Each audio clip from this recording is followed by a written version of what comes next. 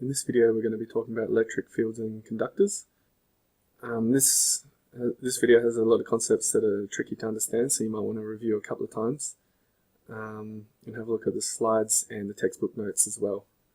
So we have to know why the field lines are perpendicular to a surface, and there's no electric field lines inside a conducting material.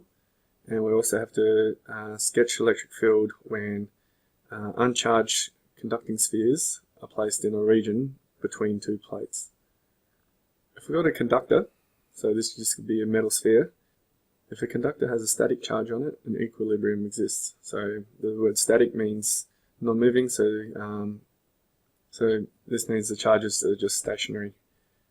Now the reason why they're stationary is because there's a mutual repulsion force between them. So if we have a look at our example here, we've got a positive charge all the way around, and you can see that, for example, this positive charge wants to be as far away from this positive charge as possible, so that's why they're opposite ends, and they're right on the edge of the sphere as well.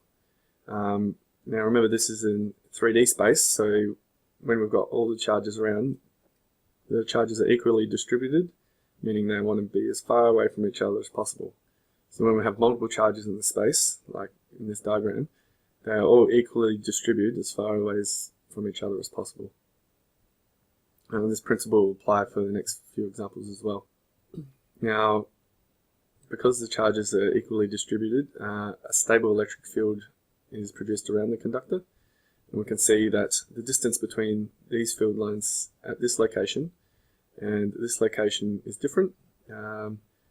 Close to the sphere, the field lines are close, but further away the field lines are further apart, meaning that the electric field strength close to the sphere is stronger. Right, so now electric field lines always meet at right angles. However, let's just have a look at an example of what will happen if they didn't meet at right angles. Okay, so we've got a charge here, and let's just say that the field was in some direction that's not perpendicular to the surface. Alright, so we've got a component that is perpendicular and a component that is going along the surface. Okay, so if this were true, then these electrons will be free to move around the surface due to this component of the force. But this is not the case, because with a static charge, the electrons are not moving around and they want to be as far away from each other as possible. So this component does not exist, and that is why the field lines are perpendicular. Alright, so when we have a solid charge conductor, the field pattern inside is symmetrical, and the charges will want to move far away from each other as possible. Now this means that the majority of charges will be on the surface of the conductor. Any field lines on this conductor will be radiating outwards, and there'll be no charge inside the conductor. This is because if we've got this charge radiating a field inwards, this charge, which will be at the exact opposite end, will be radiating a field inwards also, and these fields would cancel. Now this will happen for all shapes, not just spheres. We've also got pear shapes that this will happen to, and there'll be no charge inside the conductor. Right, when we've got two parallel plates with a uniform field and we put an uncharged conductor in there, we get a field line that looks something like this. So we've got a sphere between these two plates. So this conductor, all the electrons are free to move throughout the conductor. They're not particularly bound to any atom, they're just free inside the object, being metal.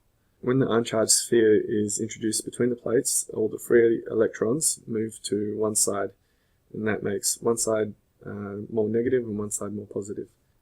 So all the free electrons in this example move to the top, being attracted to the positive plate, and leaving the other side with a positive charge, being attracted to the negative plate.